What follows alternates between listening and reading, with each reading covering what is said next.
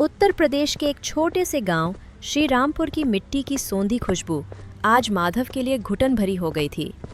माधव एक सीधा साधा किसान था, जिसके जीवन का केंद्र उसकी पत्नी संगीता और 7 साल का बेटा मुन्ना थे।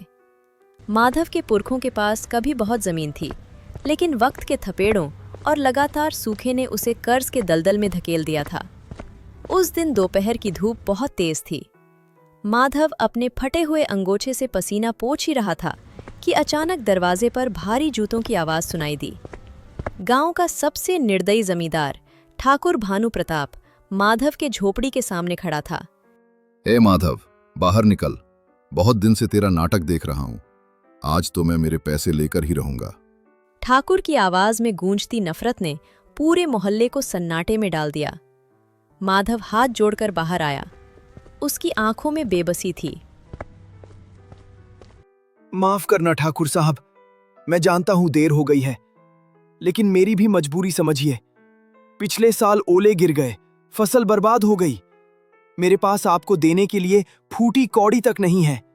यहां तक कि मुन्ना के स्कूल की फीस और घर के राशन तक के पैसे कर्ज कहां से लौटाऊंगा। थोड़े दिन और इंतजार कर लीजिए। ठाकुर ठहाका मारकर हंसा। थोड़े दिन करते करते 3 साल निकल गए। अब तो तेरा ब्याज इतना हो गया है कि तेरा घर और खेत बेचकर भी मेरे नुकसान की भरपाई नहीं हो पाएगी। बस अब बहुत हो चुका। चल निकल इस घर से। या तो अभी के अभी मेरे पैसे लौटा दो, वरना अपना खेत और घर भूल जा।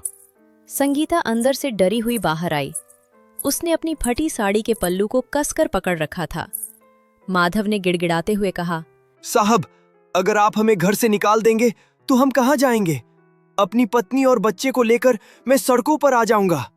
ठाकुर ने निर्दयता की सारी हदें पार करते हुए कहा, अगर लौटाने की औकात नहीं होती तो कर्ज लेते क्यों हो? अपने परिवार को लेकर मर क्यों नहीं जाते? दूसरों पर बोझ बनकर क्यों जीते हो?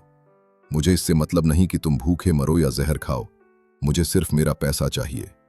माधव ठाकुर के पैरों में गिर पड़ा। ठाकुर साहब, तरस खाइए। इस बार खेत में फसल बहुत अच्छी है। भगवान ने चाहा तो 1 महीने में फसल कट जाएगी। मैं कसम खाता हूं, एक एक पाई चुका दूंगा। ठाकुर ने कुछ देर सोचा और फिर पैर झटकते हुए कहा, ठीक है, लेकिन याद रखना, ये आखिरी बार है। अगर इस बार भी फसल के बहाने तूने पैसे नहीं दिए तो पूरे गांव के सामने तुझे धक्के देकर बाहर निकालूंगा। वैसे भी कागजात मेरे पास हैं। ठाकुर के जाने के बाद घर में सन्नाटा पसर गया। माधव सिर पकड़कर बैठ गया। संगीता ने पानी का गिलास आगे बढ़ाया, पर माधव ने पानी नहीं पिया। संगीता, अगर इस बार फसल अच्छी नहीं हुई तो हम बर्बाद हो जाएंगे।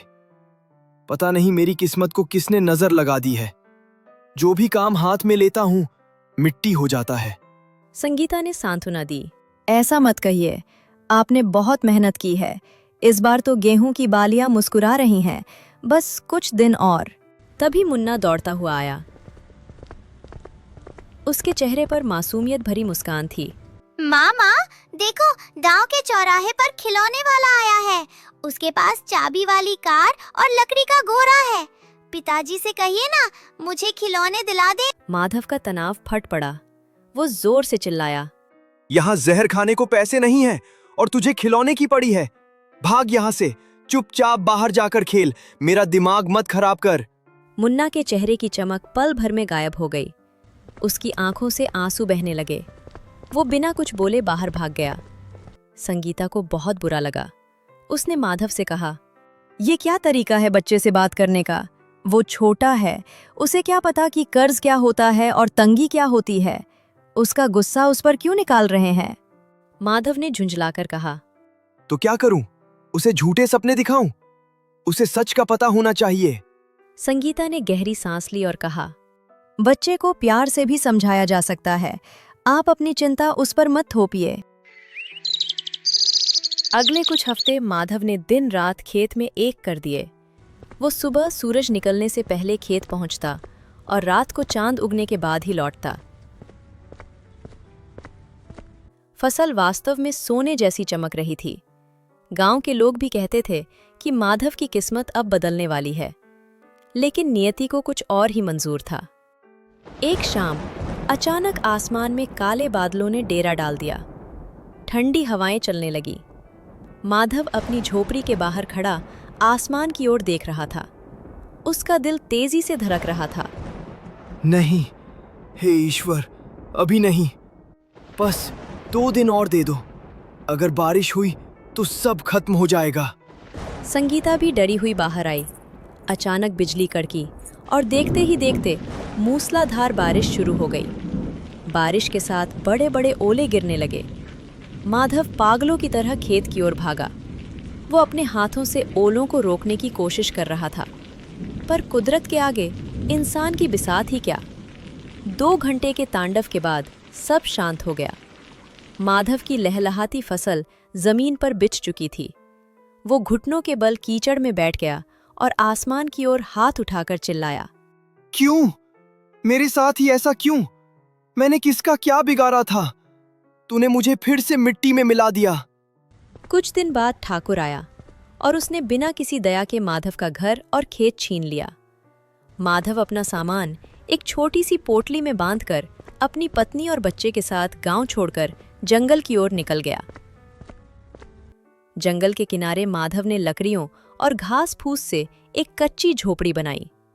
अब उसके पास कोई जमीन नहीं थी। वो हर रोज जंगल जाता, सूखी लकड़ियां काटता और उन्हें शहर की मंडी में बेचकर चंद पैसे कमाता। एक शाम माधव थका हारा घर लौटा। उसने संगीता से कहा, ये लो दाल और चावल। आज लकड़ियां अच्छी कीमत पर बिक गईं, क्योंकि बारिश की वजह से शहर में सूखी लकड़ियों की कमी थी। संगीता ने मुस्कुराते हुए कहा, देखा आपने, भगवान कहीं न कहीं से रास्ता निकाल ही देते हैं। आप बेकार में उन्हें दोष देते हैं। माधव ने चिढ़कर कहा, ये ईश्वर का काम नहीं है, ये मेरी मेहनत है। तुम्हारे ईश्वर ने तो मेरी फसल बर्बाद की थी। संगीता ने शांति से कहा, ईश्वर जो करता है उसके पीछे कोई न कोई रहस्य होता है। बस हमें सब्र रखना चाहिए। एक सुबह माधव लकड़ियों का गट्ठा लेकर शहर की ओर जा रहा था। रास्ते में एक घना बरगद का पेड़ था। अचानक उसकी नजर पत्थरों के पीछे पड़ी एक नीली मखमली पोटली पर पड़ी। उसने इधर उधर देखा, कोई नहीं था। उसने पोटली उठाई। वह काफी भारी थी। जैसे ही उसने पोटली खोली, उसकी आंखें फटी की फटी रह गईं। उसमें सोने के 100 चमचमाते सिक्के थे। माधव के हाथ कांपने लगे। इतने पैसे? इनसे तो मैं अपना घर वापस पा सकता हूँ, मुन्ना को शहर के स्कूल में भेज सकता हूँ। मेरी सारी गरीबी एक पल में खत्म हो जाएगी। वह दौड़कर घर पहुंचा और संगीता को पोटली दिखाई। संगीता पोटली देखकर खुश होने के बजाय गंभीर हो गई। उसने पूछा, ये कहाँ से आई? माधव ने सारी बात बताई। संगीता ने दृढ़ता से कहा, इसे अभी वापस उसी जगह रखाइए या इसके मालिक को ढूंढिए। ये हमारी मेहनत की कमाई नहीं है। तुम पागल हो गई हो? ये हमें मिला है। भगवान ने हमारी मदद के लिए भेजा है। संगीता ने कहा, नहीं, ये ईश्वर ने हमारी मदद के लिए नहीं, बल्कि आपकी ईमानदारी परखने के लिए भेजा है। जिसकी ये पोटली होगी, सोचिए उस पर क्या बीत रही होगी। शायद ये किसी के इलाज के पैसे हों या किसी की बेटी की शादी के। किसी की हाय लेकर हम सुखी नहीं हो पाएंगे। माधव को संगीता की बात चुभ गई, पर उसके मन में लालच और ईमानदारी के बीच युद्ध चल रहा था। अंततः संगीता की जिद के आगे वह हार गया। अगले दिन वह उसी बरगद के पेड़ के पास जाकर खड़ा हो गया। वहां एक बुजुर्ग आदमी बदहवास होकर जमीन पर कुछ ढूंढ रहा था। उसकी आंखों में आंसू थे। माधव उसके पास गया। बाबा, क्या ढूंढ रहे हैं? बुजुर्ग ने रोते हुए कहा, बेटा, मेरी पूरी जिंदगी की कमाई इस रास्ते में गिर गई। मेरी पोती का विवाह है। अगर वो पैसे नहीं मिले तो मैं बर्बाद हो जाऊंगा।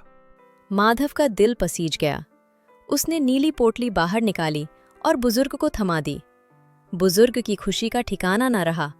उन्होंने माधव को गले लगा लिया और उसे इनाम स्वरूप 10 सिक्के देने चाहे, पर माधव ने संगीता की बातों को याद करते हुए मना कर दिया। 2 दिन बाद माधव की झोपड़ी के सामने एक महंगी पालकी आकर रुकी। उसमें से वही बुजुर्ग निकले। उनके साथ शहर के सबसे बड़े सेठ करोड़ीमल थे। सेठ जी ने माधव के पास जाकर कहा, माधव, तुम्हारी ईमानदारी की चर्चा पूरे शहर में है। वो बुजुर्ग मेरे मुनीम थे और वो पोटली असल में मेरी थी। मैं अपनी व्यापारिक शाखाओं के लिए एक ईमानदार प्रबंधक ढूंढ रहा था और मुनीम जी ने तुम्हारी परीक्षा ली थी। तुम उस परीक्षा में अव्वल आए हो। सेठ जी ने माधव को शहर में अपना मुख्य प्रबंधक नियुक्त किया और रहने के लिए एक बड़ा बंगला दिया। माधव की मेहनत और ईमानदारी ने उसे कुछ ही महीनों में बहुत अमीर बना दिया। अगर आपको ये कहानी पसंद आई हो और इससे कुछ सीख मिली हो तो वीडियो को लाइक ज़रूर करें। ऐसी ही सच्ची और दिल को छू लेने वाली मॉरल कहानियों के लिए हमारे चैनल को अभी सब्सक्राइब करें। बेल आइकन दबाना न भूलें ताकि हर नई कहानी आप तक सबसे पहले पहुंचे। धन्यवाद।